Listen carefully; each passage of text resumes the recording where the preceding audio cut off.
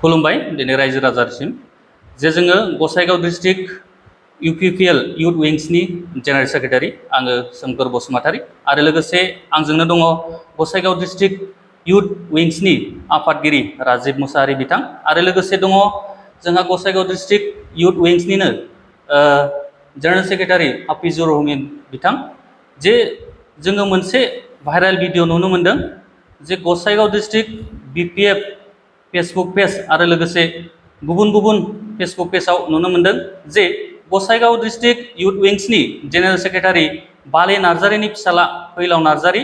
बिथांनि मोनसे गाज्रि भिडिअखौ जों नुनो मोन्दों जे बिथाङा बाले नार्जारि बिथाङा जोंनि UPPL दोलोनि सासे सोद्रोमा नङा जे जोंसो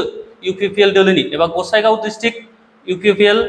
इउथ विंसनि आं सासे जेनेरेल सेक्रेटारि आरो लोगोसे जोंहा प्रेसिडेन्ट बिथां आरो जेनेरेल सेक्रेटारि बिथाङाबो दङ जे बिथां बाले नार्जारिया जोंनि प्राइमारिनिबो दिनै सासे वार्कार नङा जे जोङो ओंखायनो गसाइगाव डिस्ट्रिक्ट इउथ विंसनि जानानै कन्डेम खालामो B.P.F दोलोनि बे फेसबुक पेजखौहाय जे बिथांमोनहा जानला मोनला मोनसे भिडिअखौहाय भाइरेल खालामनानै सासे इन्डिभिजुवेलनि जिउआव एबा पलिटिकेल केरियारावहाय इफेक्ट लाबोनो हागोन साननानै बेबायदि भाइरेल खालामनाया थिग जायाखै साननानै जोङो कन्डेम खालामो आरो बेखौनो रायजो राजा नोंथांमोननो दिनै बे फेसबुकनि गेजेरजों एबा पर्टेलनि गेजेरजों नोंथांमोननो फोरमायहरो। নমস্কাৰ আজি আমি গোসাইগাঁও জিলা যুৱ শাখা ইয়াত এখন সংবাদমেল আমি ইয়াত আয়োজন কৰিছোঁ। এই সংবাদমেলখন আয়োজন কৰাৰ এটা বিশেষ কাৰণ আছে যে আজি আমি প্ৰায় 4টামান বজাত এটা B.P.F ফেচবুক পেজত আমি এটা ভাইৰেল ভিডিঅ' আমি দেখিবলৈ ইয়াত পাইছোঁ আৰু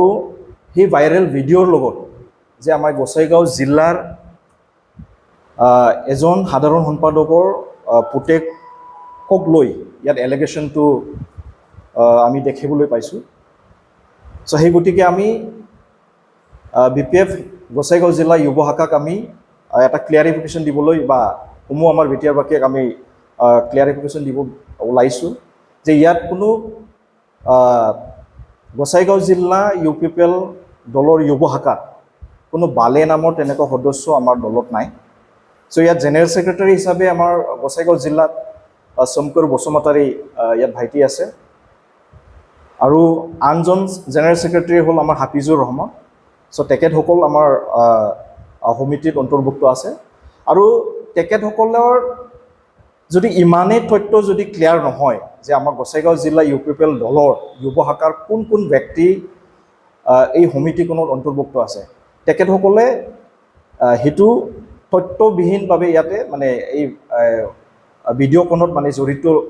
কৰি দিয়া হৈছে। চ' ইয়াক আমি গৰিহণা দিছোঁ তেখেতসকলক আৰু অনতিপলমে সেই পেজৰ ডিটেইলছ যদি তেখেতসকলে কাৰেকশ্যন কৰি নলয় আমি কাইলৈ 12 ঘণ্টাৰ মূৰত যদি তেখেতসকলে তাৰ কোনো বিহিত ব্যৱস্থা নলয় তেতিয়াহ'লে আমি আইনগতভাৱে আমি ব্যৱস্থা ল'বলৈ আমি বাধ্য হ'ম। सोलोंथाइ बोसोर 2023-24 नि थाखाय फरायसाफोरनो गोदानै मुं थिसननाय लानानै फैदों क'क्राझारनि डक्टर सभा ब्रह्म मिउजिक आरो फाइन आर्ट्स कलेजआ।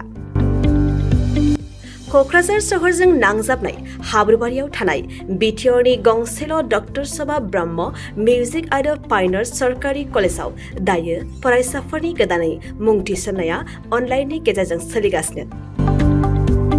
फरायसाफोरा क'क्राझार मिउजिक एन्ड फाइन आर्ट्स.in वेबसाइटआव थांनानै मुंखौ थिसननो हागोन। 12 थाखो उद्रिसारनाय फरायसाफोरा bachelor of fine arts, bachelor of music आयदानि थाखाय मुं थिसननो हागोन। बे सरकारि कलेजआव मोजां सोलोंथाइजों लोगोसेयैनो हौवासा हिन्जावसाफोरनि थाखाय आलादा आलादायै हस्टेलनि खाबुबो दं।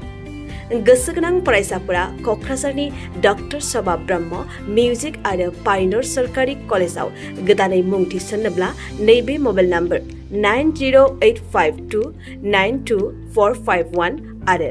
93654912557 आव थोंजों सुलाद लानो हागोन।